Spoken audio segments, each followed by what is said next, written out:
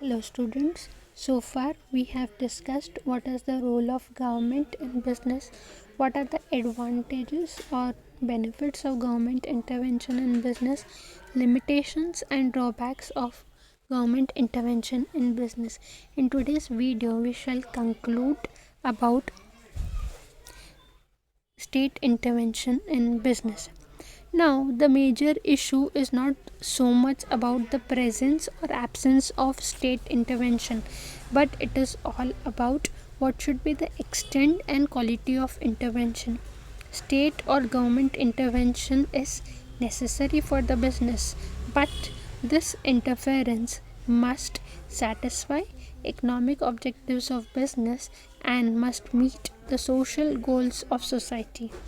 The level and extent of state intervention should be first one democratic. Now, whatever rules and regulations are passed by the government for business organization, they should not be enforced or forced upon people. Okay, there should be some space as to or opinion should be taken from the public as to so and so regulations should be taken up by the government for the business organization or no. Okay, and the rules and regulations which are decided by the government, it should be decided in such a manner that it will benefit majority of the people. So the important thing is that rules and regulations should be democratic. When our country is democratic, so the intervention of the government also should be in such a manner that it will benefit majority of the people, and these rules and regulations are, they should not be forced upon the people so that they refrain from doing business in the country. That is very important. Secondly, whatever intervention is done by the government or whatever rules, regulation, acts are passed by the government, they should be done by efficient people. They not just efficient, they should be professional people who are in charge. They must be qualified to make policies and pass regulations for welfare of society and business. Now, when you're talking about business, there are many fields of business, right? There are many procedures that a business has to follow. So it is very important that when government is passing rules or regulations, the people who are in the committee of setting the policies and regulations, they are experts in various fields. These experts should be collected in a place, and they should have a proper discussion. Mutual understanding of all the departments should be there, and then and policy should be implemented by government so that it will benefit not only a business but it will benefit customers and society in total. So it is very important that efficient people make the policies and programs for the welfare of business. Another important thing is that it should be simple and adoptable. Whatever rules, regulations, policies which are set up by the government, they should be very simple, and there should not be delays in processing the formalities for starting up the business. See, when it comes to India, here not everyone is educated and not everyone will be aware of all the rules and regulations which are applied to business. So it is very important that whatever rules, regulations, procedures are set up by the government, they should be very simple and adoptable.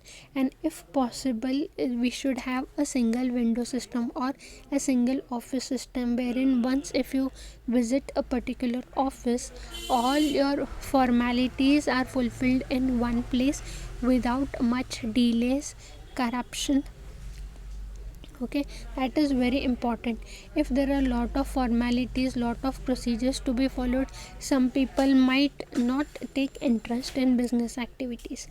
And if and it is very important that the people have both the options. Nowadays many rules and regulations are there that all the forms are to be filed online, So when it comes to villages and rural areas, there is no proper internet facility, or people are not computer literate, so those people will face difficulty. Now for example, when it comes to filing of GST, all the returns are to be filed online, so not everyone is computer literate in the country, so it will become difficult for them to adopt the system. When it is difficult for them, then they might tend to avoid that system, or they might not pay GST to the government, so it is lost to the government as well.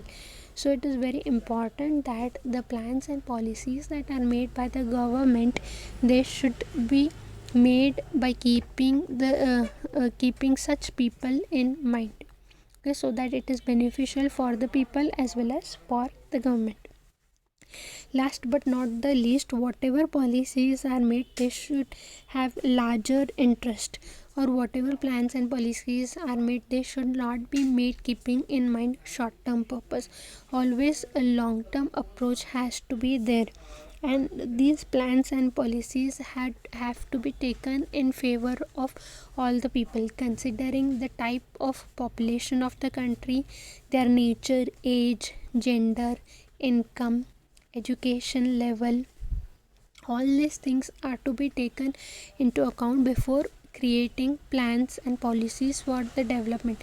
If really our country wants to develop, then it has to look at our country population.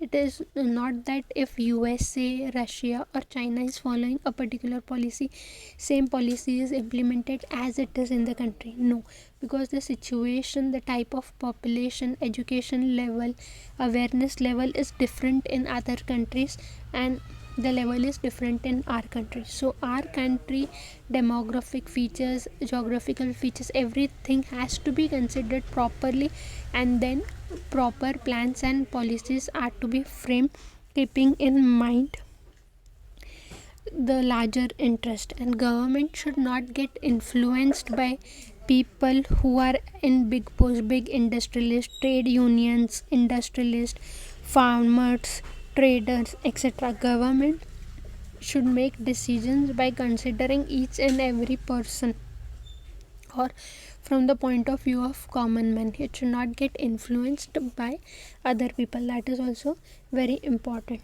So if government frames the policy being democratic, efficient, and the system is simple and adoptable and is in the larger interest of the people, then it will definitely help to develop business organizations in an efficient manner, and naturally our economic development and growth will be at a faster rate, because government is devising proper plans and policies looking at the condition of the country. So with this I conclude for today. Thank you.